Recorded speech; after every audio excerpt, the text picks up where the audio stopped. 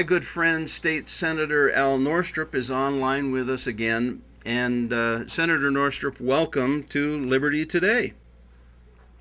Thank you, Gordon. We're delighted to have you with us. And Senator Norstrup, you have served for some time on the Senate Appropriations Committee for the South Dakota State Legislature.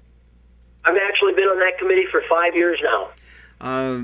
That must be some scary information when you have to really look at the hard numbers of how much money we're spending at a state level.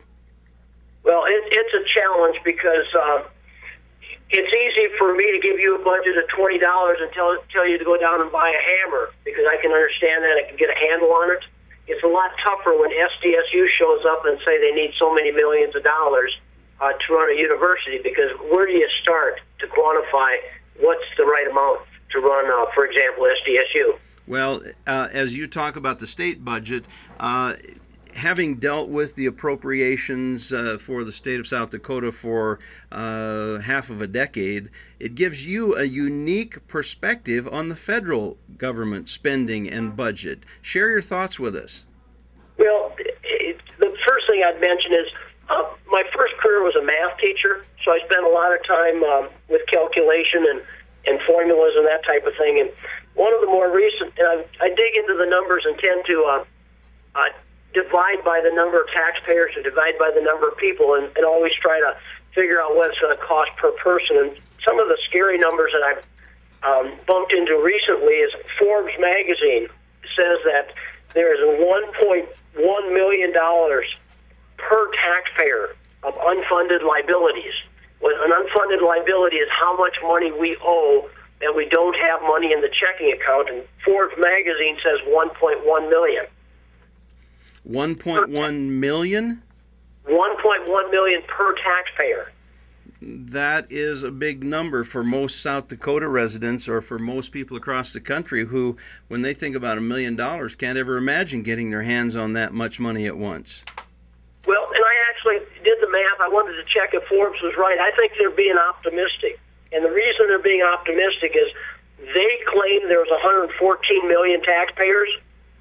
There's approximately 100, and I think they overshot the number. I think the real number is probably closer to 80 million. And the reason I say that is if there's many people who are negative taxpayers, in other words, through child care tax credits, they do fill out a form which makes them theoretically a taxpayer, but they don't pay any taxes. So if you really dig in and find out how many people pay taxes, it's approximately half of what they said.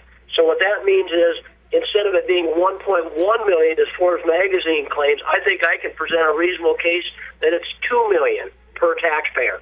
My goodness, I think maybe I need to take a second job to help catch up with that. So in the remaining time we have, Al, can you just comment on our South Dakota state budget, which has a huge percentage of it coming from the federal government?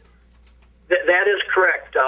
We spend approximately $2 of federal money, actually a little bit less than that, about $1.50 of federal money for every dollar that we spend of state taxpayers' money.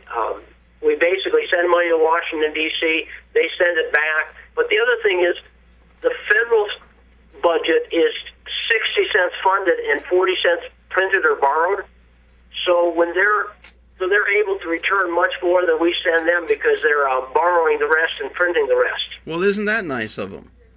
Well, but unfortunately, the bill's going to come due someday, and you hear a lot about our children and our grandchildren, and that's not true. The bill's going to come due sooner than that, much sooner. Al, in the 30 seconds that we have remaining, can you? What advice would you give to our United States congressional delegation with regard to the budget? There's two things that we do in South Dakota that they don't do.